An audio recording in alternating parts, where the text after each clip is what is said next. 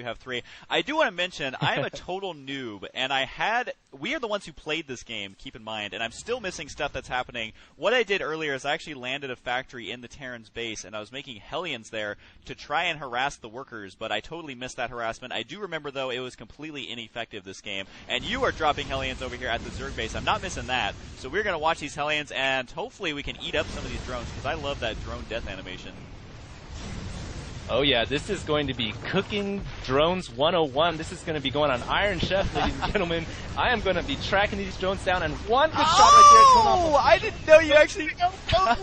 I didn't know you actually got every single one when we were playing this game. Keep in mind, I haven't watched this replay since we played it. And so, like, their last gasp shot there was able to roast every single drone. And I do want to mention, basically what we did is we attacked with units that can only attack ground, and we attacked with units that can only attack air. So they're really complementing each other there. Of course, I did lose all 3 of my Vikings there. And then this is where HD is like, oh my god, Husky, where's your anti-air? As all I had was all my Marauders and all my Vikings just died. So, yeah, I'm showing him my base, and currently no air defense. Yeah, and right here I was saying, hey, Husky, either you get more Vikings or you find a way to research Marauders to shoot up in the air.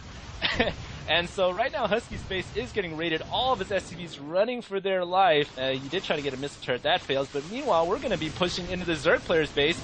I'm going to siege up these tanks to help back off ukuleles, whatever this Ukulele, that's what we'll call him. Yeah, well, he's going to back his Marauders off, as you are going to get the free go-ahead ticket to walk into his base. And look at these mutas. Can you let him right into my base, you Hey, jerk? man, I'm trying to save my SCVs. That's all I'm worried about right now. And these mutas are just having a heyday here. Like, this guy has 7 kills, and my Vikings are just, like, flying into the mutas and just going to die there. So, terrible control on my part, but at the same time, we are killing the Zerg player, because keep in mind, we did have the direct counter to the Roach. We just didn't quite have anything to deal with this with these air units. So that is my fault, but we're still, man, he's killing so many SCVs. This is disgusting.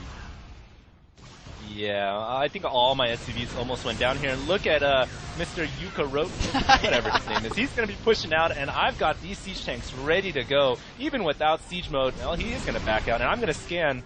I use that scan because it does give me increased vision, although I didn't really need it because my Marines were in the front.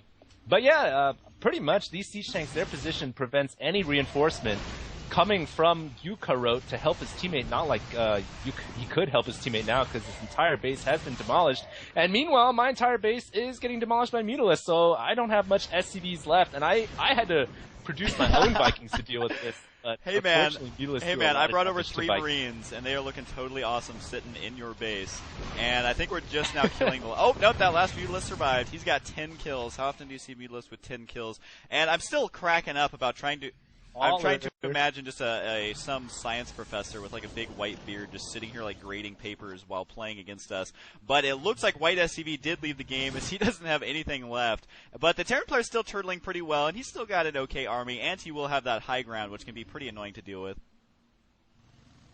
Yeah, and good thing he doesn't have any siege tanks, because that is super hard to bust in Lost Temple if they got siege tanks on that ridge. But he doesn't, so I've actually got built up a pretty massive force of siege tanks here and a couple of Hellions. Ideally, this build has a lot more Hellions than siege tanks, because you need the Hellions to kind of absorb the damage, similar to siege tanks and vultures in Brood War. But we are going to be moving in here, and I guess I'll let you commentate the battle when it does happen. And yeah, that's pretty much all I have to say about the lack of anti-air from Husky and my build order. You know, that's all you have to say. You've been talking about it the entire game. But another pro tip is I like to bring over my buildings as spotters. And I totally hit the wrong hotkey there. I meant to hit V. Now, keep in mind, flying buildings in StarCraft 2 actually don't get that much vision. If you guys look at the video right now, you'll see that they don't have very much vision. But anyways, I'm using it to bring it over here to the high ground, because I do see he has a siege tank. So I'm trying to find that sweet spot where we can just barely see the units to move in our units to engage them, to kind of force them to back up a little bit. So that is one thing I like to do, especially at the factory. And my computer is lagging. What, am I getting attacked over here? Yes, I am. Talk about a marauder party in my base. BYOM, as they are owning me. I don't actually have anything to do with this. So my base is getting owned, but really, I think we have enough to kind of bust in here into the main right now. Yeah, this factory, it is a very good strategy, and a lot of Terran players don't realize this. use that factory to give us sight of the high ground, and basically the high ground becomes the even ground. And so my siege tanks, everything can shoot up there, as we are going to move in and take out this natural expo, which means no more mining for these happy SCVs. And meanwhile, your base is actually getting kind of destroyed by these marauders. A little sad, but I think this is going to be GG, as our opponent, the biology professor, has announced.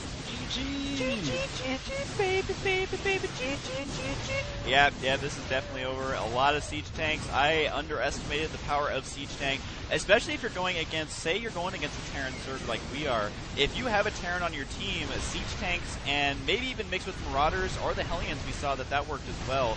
You simply are going to do a lot of damage to those armored units. So they proved to be very effective, and it looks like he is going to leave. So he is going to go back to teaching science because he does not have what it takes to beat HDstarcraft and Husky. So anyways, we really enjoyed these 2 games. We thought they would cast, we thought we would cast them rather, and they were pretty fun. I hope you guys enjoyed it. If you have any questions or comments or whatever, feel free to leave them, and I hope you guys enjoyed it because 2v2 is very fun. And I plan to do more games like this, so hopefully HD will team up with me in the future. So I think that's pretty much it. You got any closing words of wisdom here, HD?